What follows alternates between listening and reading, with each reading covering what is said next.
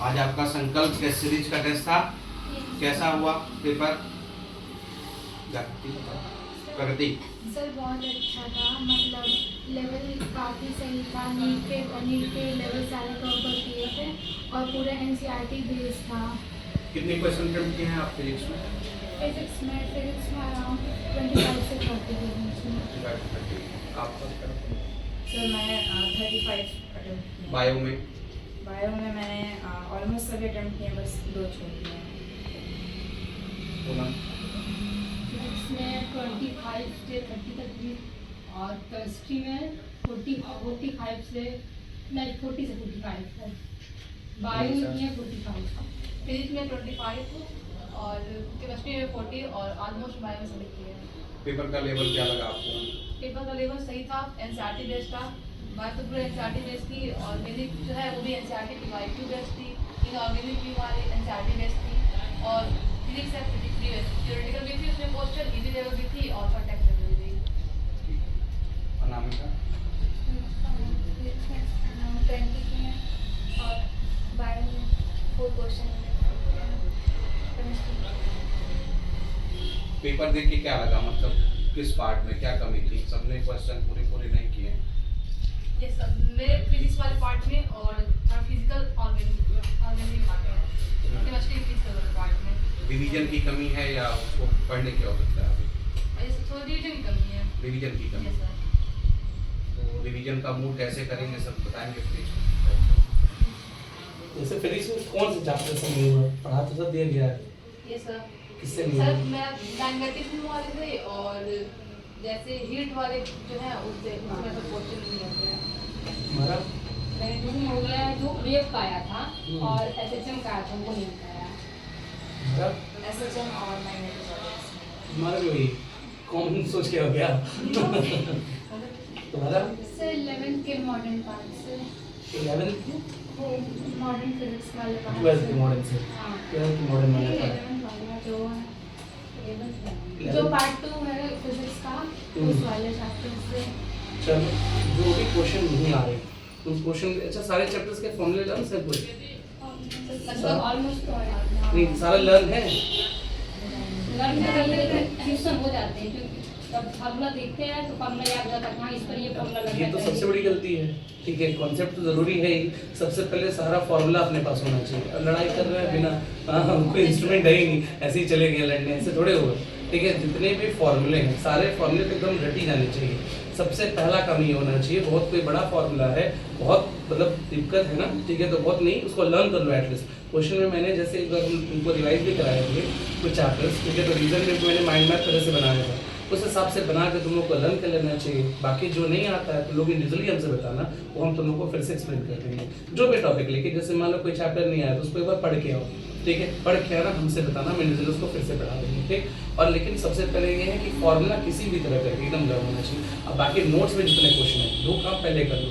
जो नोट्स के क्वेश्चन है, नोट्स में भी मैंने बहुत क्वेश्चन कराए हैं, नोट्स के सारे क्वेश्चन, नोट्स के सारे फॉर्मूले वो लर्न कर लो। उसके बाद फिर किसी और से प्रैक्टिस करो ना। उनको लगता है कई सारे क्वेश्चन तुम्हारे नोट्स में से ही आ गए, ठीक है, अगर वो नहीं याद होगा फिर कैसे होगा।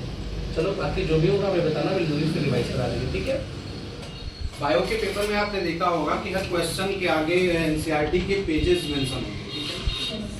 जैसे कोई क्वेश्चन आप किए क्लास में, मान लो गलत हो गया, शाम को गया आंसर की मिला है, ठीक है, उसका डिस्कशन।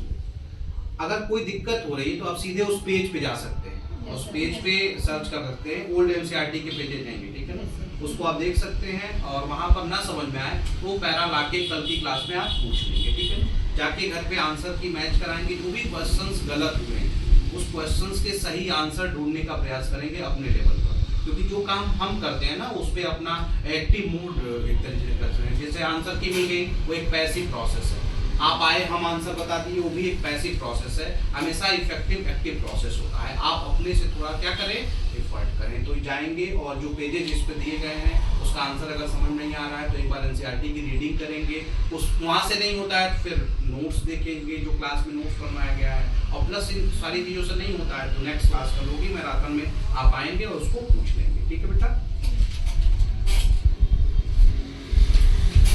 केमिस्ट्री का पेपर कैसा था? अच्छा।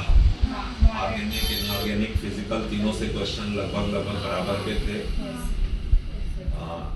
जो भी एक दो एरर हुए होंगे वो बिल्कुल जैसा कि आरवी सर कह रहे थे फिजिक्स में वही आपको फॉर्मेट बनाना है।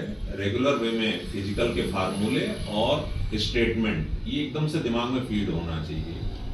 पहला सम बेसिक कॉन्सेप्ट वाला चैप्टर है तो उसमें मोलैरिटी, फॉर्मेलिटी, मोलैरिटी, किस पर डिपेंडेंसी है, पीओसी के सवाल कैसे लगाते हैं, लिमिटिंग रिएजेंट के सवाल किस तरीके से हमको सॉल्व करने हैं, ये सब बार बार हम जो है रिपीट करते रहें। ये रिपीटिशन आपको रिफ्लेक्स जनरेट कराता है। अगर कोई कॉन्सेप्ट एक बार समझ लिए, फार्मूला एक बार समझ लिए और रिवीजन नहीं है तो हो सकता है मेमोरी के वजह से वो याद आ जाए लेकिन समय लगेगा, आप डाउटफुल रहोगे। तो एक बात तो कंडीशन में है कि आपको डाउटफुल नहीं रहना है, ठीक है ना। और ऑर्गेनिक में पर्टिकुलरली इस समय सबसे ज्यादा आपको road map type problem solve करने हैं, ए से बी, बी से सी, रिएक्शन बेस्ड।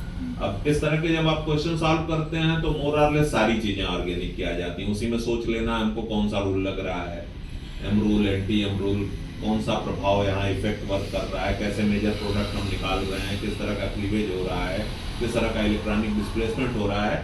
साथ साथ अगर सोच लिया इंटरमीडिएट क्या है तो ओवरऑल ऑर्गेनिक क्या हो जाएगी, आपकी रिवाइज हो जाएगी।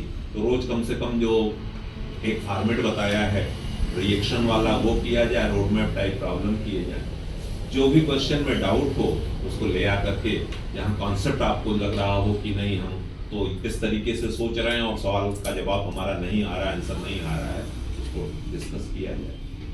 अभी पर्याप्त टाइम है तो एक बार जो कहना चाहेंगे, इस समय टेस्ट देने का मतलब अपना मूल्यांकन करना नहीं होता है, सेल्फ को इवेल्युएट करना नहीं होता है।